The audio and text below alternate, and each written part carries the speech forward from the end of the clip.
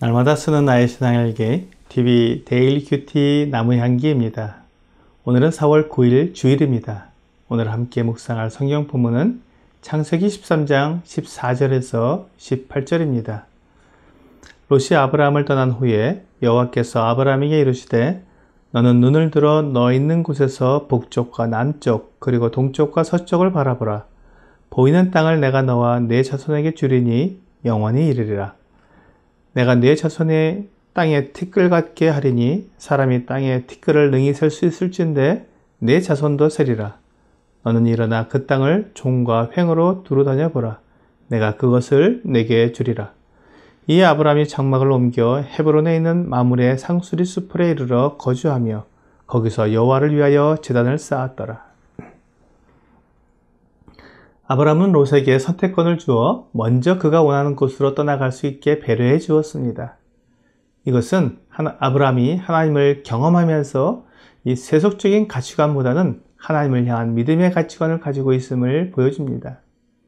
롯이 아브라함을 따라왔고 아브라함이 조카인 롯을 돌봐주었기 때문에 아브라함이 얼마든지 선택권을 가질 수 있었지만 아브라함은 조카에게 선택권을 양보한 것입니다. 이렇게 함으로 롯과의 갈등을 원만하게 해결할 수 있었습니다. 롯은 자신이 세속적이고 육신적인 욕심에 따라 소돔과 고모라 앞에 들판을 택하여 나아갔습니다. 사실 소돔과 고모라 앞에 들판은 유목을 하는 사람이라면 누구나 탐낼 만한 좋은 땅이었습니다. 풀도 많고 물도 넉넉한 땅이야말로 가축을 치기에 최적의 장소였던 것입니다. 하지만 아브라함은 그 땅을 탐내지 않았습니다. 오히려 하나님을 향한 마음으로 조용히 물러날 수 있었습니다. 이렇게 롯과 헤어진 아브라함에게 하나님은 놀라운 말씀을 해주십니다. 너 있는 곳에서 북쪽과 남쪽 그리고 동쪽과 서쪽을 바라보라. 보이는 땅을 내가 너와 내 자손에게 주리니 영원히 이르리라. 롯은 자기 눈에 보이는 대로 행하여 죄악의 땅 소돔과 고모라 땅으로 나아갔지만 아브라함은 하나님을 바라보므로 뒤로 물러났습니다. 하나님은 아브라함의 믿음을 보시고 그에게 놀라운 약속을 해주셨습니다.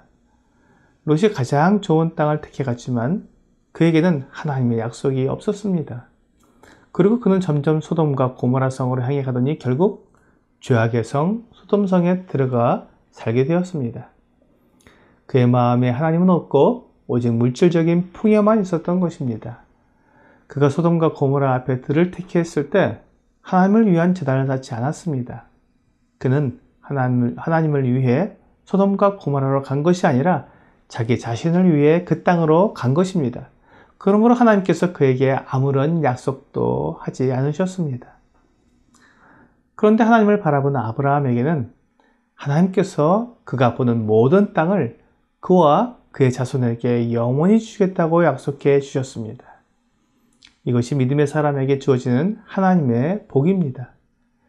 비록 눈에는 아무것도 보이지 않고 마치 모든 것을 잃어버린 것처럼 생각되지만 이러한 환경 대신 하나님을 얻은 아브라함은 사실 모든 것을 다 얻은 것입니다. 눈에 보이는 것을 얻고 영원한 것을 잃어버리는 대신 영원한 것을 얻기 위해 눈에 보이는 잠시 있는 것을 잃어버리는 것은 가치 있는 일입니다. 1956년 남미 에콰도르의 아쿠아 쪽에게 선교하러 갔던 순교한 선교사 짐 엘리엇은 영원한 것을 얻기 위해 영원하지 않은 것을 버리는 자는 절대 어리석은 자가 아니라고 일기장에 썼습니다. 그의 믿음도 아브라함의 믿음과 같은 것이었습니다. 그렇기 때문에 하나님께서 그를 사용하신 것입니다. 하나님은 가나안 땅을 아브라함과 그의 후손에게 영원히 주겠다고 약속해 주셨습니다. 이 약속을 이루기 위해 바벨론의 포로로 끌려갔던 유대인들이 70년 만에 다시 예루살렘으로 돌아올 수 있게 해주셨고 2000년 동안 전 세계에 흩어져서 나라 없이 살던 유대인들이 1948년 5월 14일 이스라엘 나라를 다시 세워서 독립하게 해주셨습니다. 그리고 이제 곧 주 그리스도 예수께서 재림하셔서 이 땅을 직접 통치하시는 천년왕국을 이루게 될 것입니다. 그래서 아브라함이 약속하신 가나안 땅이 이스라엘의 완전한 소유로 회복되는 것을 보게 될 것입니다. 하나님은 아브라함에게 약속하신 것을 결코 잊지 않으십니다. 더 나아가 오히려 아브라함이 상상할 수 없고 아브라함이 바랄 수 없는 더 크고 완전한 것을 주시는 분이십니다. 그래서 롯에게 좋은 땅, 풀이 많고 물이 넉넉한 땅을 양보한 아브라함은 하나님의 약속을 받는 더 큰 복을 받은 것입니다. 이제 아브라함은 죄악의 도시인 소돔과 고모라에서 더 남쪽으로 내려가 헤브론에 장막을 쳤습니다. 헤브론이 바로 아브라함의 거처요 이삭과 야곱의 거처가 될 곳이었습니다. 헤브론은 높은 지대입니다. 하나님과 교제하기에 좋은 높은 곳입니다. 아브라함은 헤브론으로 와서 하나님을 위한 제단을 쌓았습니다.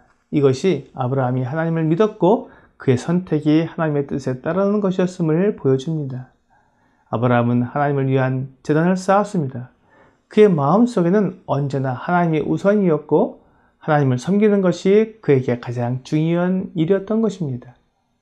우리가 우리를 둘러싸고 있는 그 환경 속으로 들어가면 환경 외에는 보이는 것이 없습니다. 하지만 우리가 환경을 벗어나서 하나님을 바라보면 하나님의 눈으로 환경을 보게 될 것입니다. 그러므로 환경을 이길 수 있는 힘은 하나님께 더 가까이 나아가는 것입니다. 아브라함이 헤브론의 높은 지대로 옮겨가서 그곳에서 하나님을 위한 제단을 쌓은 것은 그가 환경보다 더 크신 하나님을 의지했다는 것을 보여줍니다. 오늘의 적용 질문을 보겠습니다. 내가 하나님을 완전히 의지하지 못하는 이유는 무엇입니까? 우리가 하나님을 믿고 의지한다고 말하지만 내가 버티기 힘든 환경적인 어려움을 당하게 되면 하나님보다는 환경을 의지하게 됩니다. 환경 속에 갇혀서 환경보다 더 크신 하나님을 보지 못하게 되는 것입니다. 하나님은 환경보다 훨씬 더 크신 분입니다. 하나님은 우리에 대한 모든 계획을 다 가지고 계시며 우리가 하나님께 나와 교제를 나누면 우리에게 주시려고 많은 복을 준비해 놓으셨습니다. 내 눈앞에 보이는 것을 의지하면 하나님을 의지하지 못하게 됩니다.